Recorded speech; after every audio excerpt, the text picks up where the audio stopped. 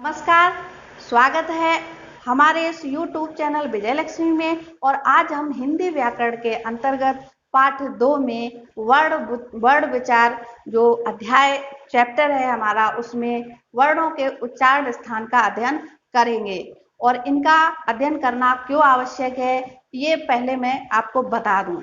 पहली बात तो ये है, किसी भी भाषा को शुद्ध बोलने, पढ़ने, लिखने, सुनने के लिए उस भाषा के उच्चारण स्थान को जानना अति आवश्यक है। अगर नहीं हम जानेंगे तो हमारी अपनी वर्तनी कभी भी सुधर नहीं सकती है। कौन सा वर्ण हम अपने मुख के किस भाग से उसको बोलते हैं वही हमारी हैबिट में आ जाता है। दूसरी बात, हम अपने 6th स्टैंडर्ड, 7th स्टैंडर्ड और 8th स्टैंडर्ड में ये पाठ 2 हिंदी व्याकरण को बहुत ही लाइटली लेते हुए, इसके पीछे जो प्रश्नावली है उसको हल करते हुए आगे प्रमोट होते जाते हैं। लेकिन बाद में ग्रेजुएशन, पोस्ट ग्रेजुएशन के बाद हमको इसी चीज को सीखने के लिए, पढ़ने के लिए बाहर कोचिंग लेने जाना पड़ता है। तो इतना समय किसके पास है? वर्तमान समय तो बहुत ही आगे चल रहा है, इसलिए अपने समय को बचाते हुए आप अपनी कक्षाओं में इसका अध्ययन अभी से और ध्यान से पढ़ना शुरू करें, सीखें। तो बिना देरी किए हम अपना ये प्रकरण पढ़ना शुरू करते हैं। तो सबसे पहले तो ये देखिए, आपने ये जो तालिका देख रहे हो, उस तालिका को अगर आप चाहें तो हमारे साथ बना लीजिए। अदरवाइज आपको किसी भी बुक में ये तालिका मिल जाएगी। कोई भी बुक हो, हिंदी व्याकरण के पार्ट 2 में ये तालिका मिल जाएगी। आपको समझना बस इतना है कि उच्चारण स्थान जो है वो हमारे मुख में कौन सा कहाँ पर है, उसे सिर्फ पहचानना है। वर्णों को भी आप बोलकर समझ जाओगे कि ये वर्ण बोलते समय हमारी जो जीभ है वो मुख के किस भाग को स्पर्श कर रही है, बस उसी भाग से वो वर्ण उस वर्ग का, उस उच्चारण स्थान का बन जाता है। तो इसको आप प्रैक्टिकली सीख सकते हो। इसमें सबसे ज्यादा जरूरी सिर्फ इतना है कि हमारे मुख से जब बोलते हैं तो वायु या हमारी जीभ, कंठ से निकलने वाली वायु और इसके साथ साथ हमारी जीभ मुख के अंदर कितने भागों को स्पर्श करती है, टच करती है, बस इतना सीख लिए तो ये पूरी तालिका आप अपने आप सीख जाओगे। तो सबसे पहले हम लिखेंगे, मुख का पहला भाग है कंठ। उसके बाद हमने दूसरा भाग लिखा तालु, और तीसरा भाग है हमारा मूर्धा। चौथा भाग है हमारा दंत, और पांचवा भाग है हमारा नासिका।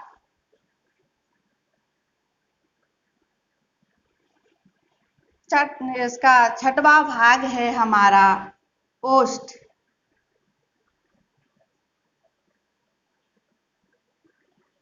और सातवां भाग है हमारा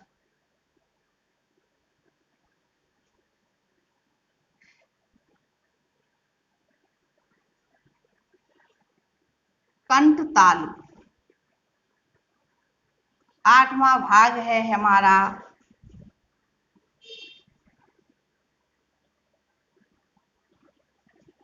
कंठोष्ठ,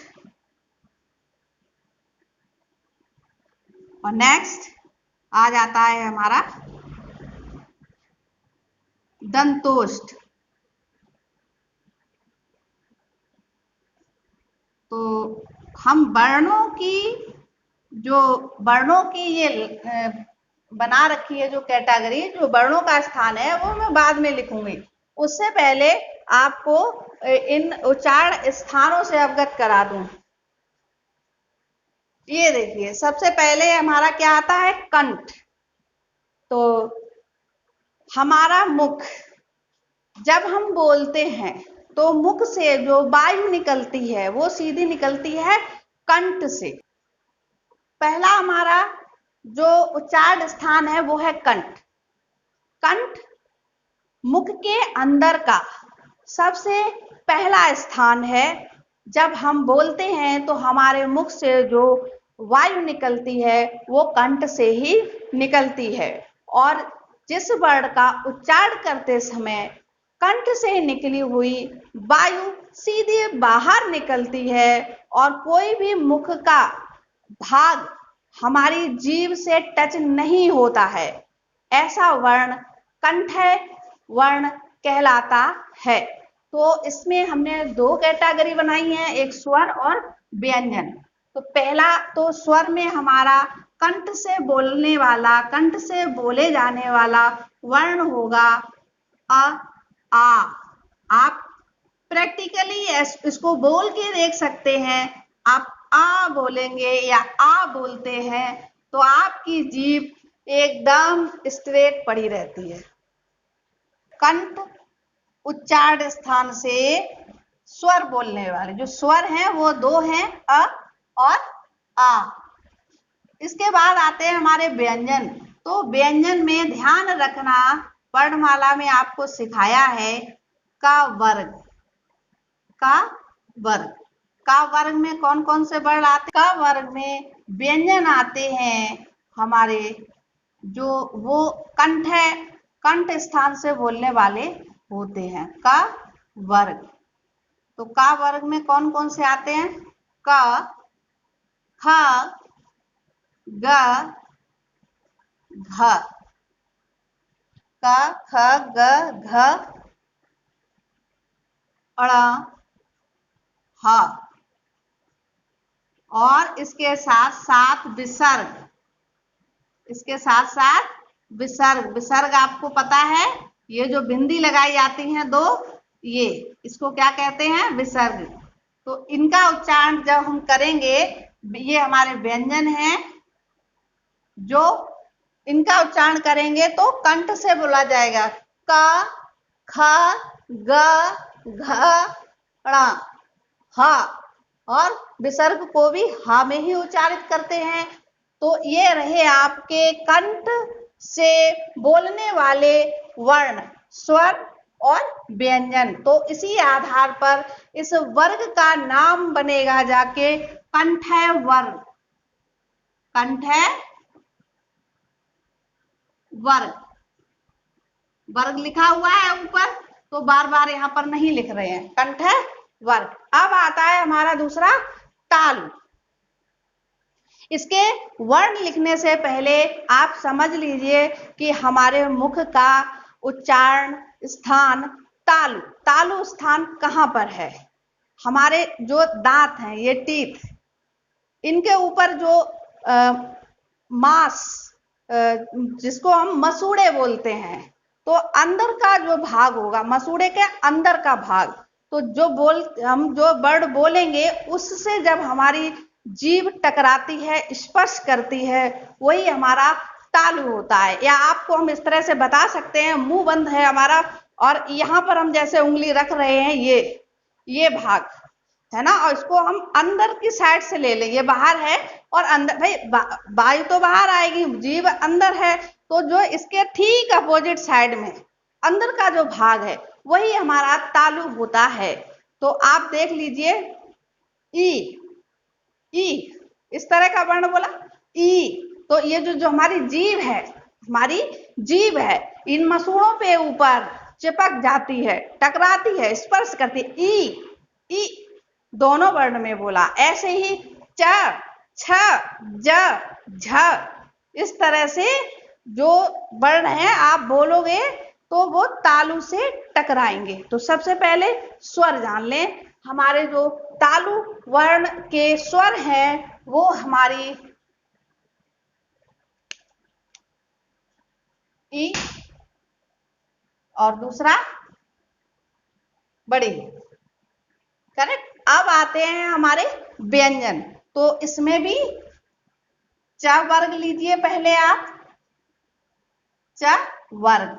तो वर्णमाला का तो बहुत दिन से आप अध्ययन कर रहे हैं, तो च वर्ग के वर्ण तो आप जानते ही हैं, च, छ, ज, झ और व। इसके साथ साथ इसमें दो वर्ण और लग जाएंगे, चा वर्ग के अतिरिक्त तो दो वर्ण और लग जाएंगे, य और श। आप इन वर्णों का उच्चारण कीजिए और देखिए हमारे तालु या अंदर से जो मसूड़े हैं उन पर हमारी जीभ बहुत अच्छे से स्पर्श करती है, तो इसीलिए इनको तालव्य वर्ण कहा जाता है। तालव्य वर्ण, और वर्ग इसका क्या है, तालव्य। अब आते हैं हम मूर्धा। हमारी जो नासिका है, नाक, इसके ठीक अपोजिट अंदर की तरफ जो भाग है हमारे मुख का, उसको कहते हैं मूर्धा। ठीक है, आप इस तरह से यूं इस एंगल से आप जान सकते हो। अगर कोई कील या कोई लकड़ी अगर आप इस तरह से अंदर बीचों बीच, यानी ऊपर का जो आपका जबड़ा है उसके बिल्कुल सेंटर का जो भाग है, केंद्र का भाग है, अगर उसमें कोई चीज डाला जाए तो सीधे यहाँ निकलेगा। अगर उसको तिरछा ना करें, तिरछा कर दिया तो नासिका से बाहर निकलेगा और सीधा किया तो ये यहां से निकलेगा। वही है हमारा मूर्धा। तो जिस वर्ण को बोलने में हमारी जीभ मूर्धा को टच करती है वो मूर्ध्य वर्ण कहलाता है, मतलब मूर्धन्य वर्ण कहलाता है, मूर्धन्य वर्ग बन जाता है। मूर्धा से जो हमारे क्या कहते हैं स्वर, मूर्धा से बोलने वाला जो स्वर है वो एक ही है, वो है हमारा ऋ। और इसके बाद इसमें आ जाता है हमारा ट वर्ग। ट वर्ग के जितने भी वर्ण हैं वो इसमें आ जाएंगे, ट, ठ, ड, ध, ट, थ, ड, ढ, अण। हो गए ना। अब इसके बाद इसमें भी दो अतिरिक्त वर्ण और हैं, रा और या। ये हो गए हमारे मूर्धा वर्ण। जो ये व्यंजन है ये स्वर है, और इसी तरह से ये हमारा वर्ग बन गया मूर्धन्य वर्ग। अब आ जाता है हमारा चौथा दंत।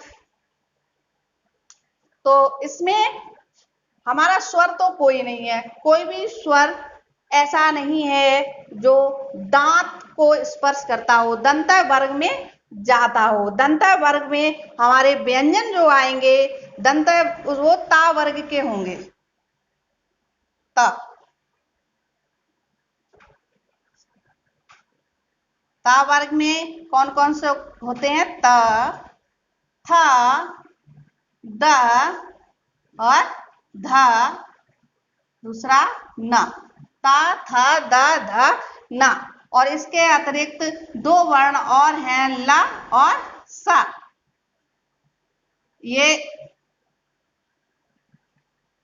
ये हमारा कहलाएगा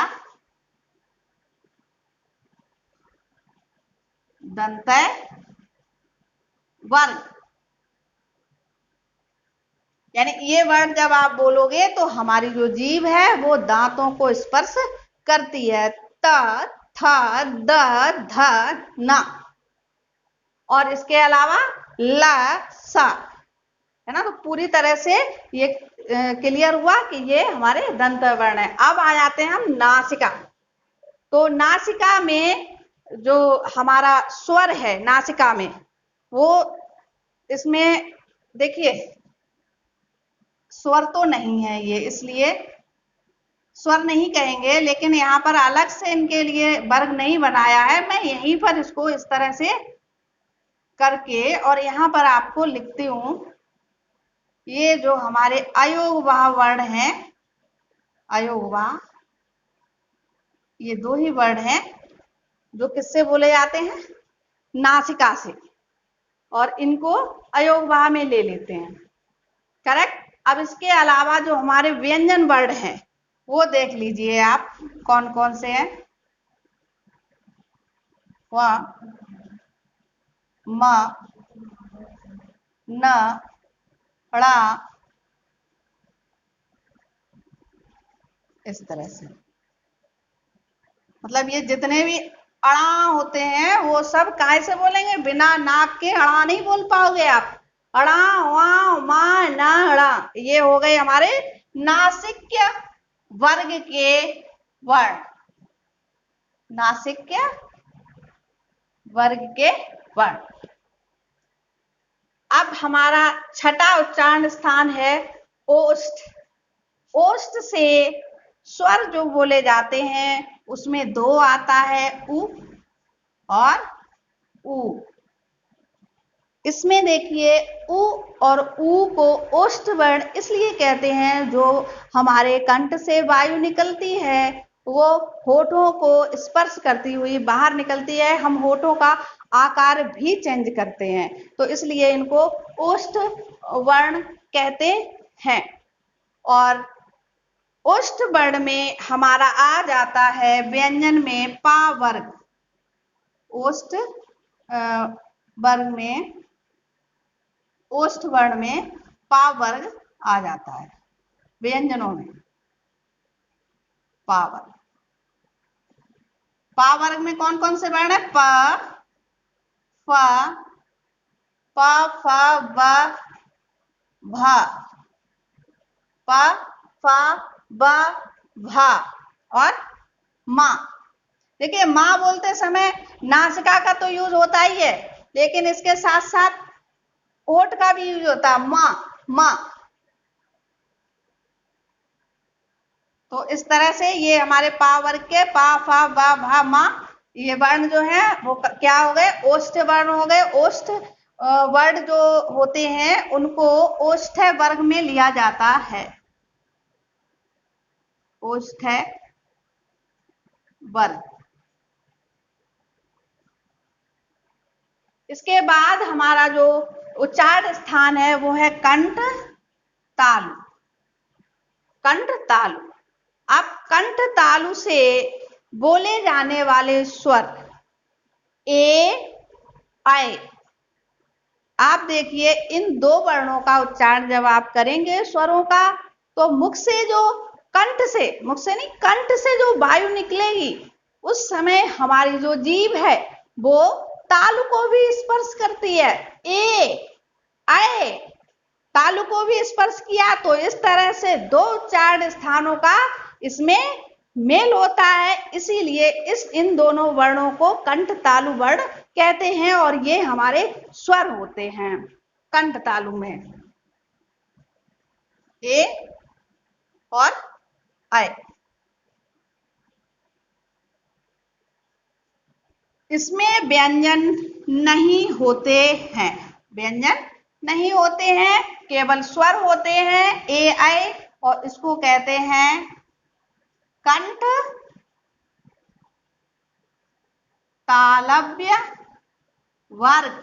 यानी ए, आए दो वर्ण ऐसे हैं जिसको हम बोलते हैं कंठ तालव्य वर्ग। तो अब आता है हमारा कंठ ओष्ठ। कंठ ओष्ठ में दो स्वर आते हैं, ओ और आओ। सीधा है कि कंठ से वायु निकलती है इन वर्णों का उच्चारण करने में और हमारे होठों का आकार चेंज होता है। तो कंठ और होठ दोनों अपना फंक्शन करते हैं इन दो वर्णों का उच्चारण करने में, ओ और आओ। तो इसको बोलते हैं कंठोष्ठ वर्ण। इसके अलावा अब आ जाता है हमारा, इसमें भी कंठोष्ठ में भी कोई व्यंजन नहीं होता है।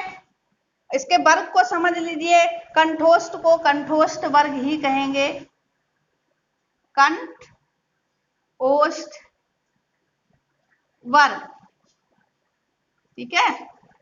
अब आ जाता है हमारा लास्ट दंतोष्ठ। दंतोष्ठ वर्ग में देखिए ये स्वर तो नहीं है, इसमें दंतोष्ठ में कोई स्वर नहीं है, क्योंकि इनको बोलने के लिए दो वर्णों का यूज होता है, वो व्यंजन होते हैं व और। अब तक तो आप खुद ही ये सीख गए होंगे कि कौन सा वर्ण किस वर्ग में आता है, उच्चारण करने से आप समझ जाएंगे।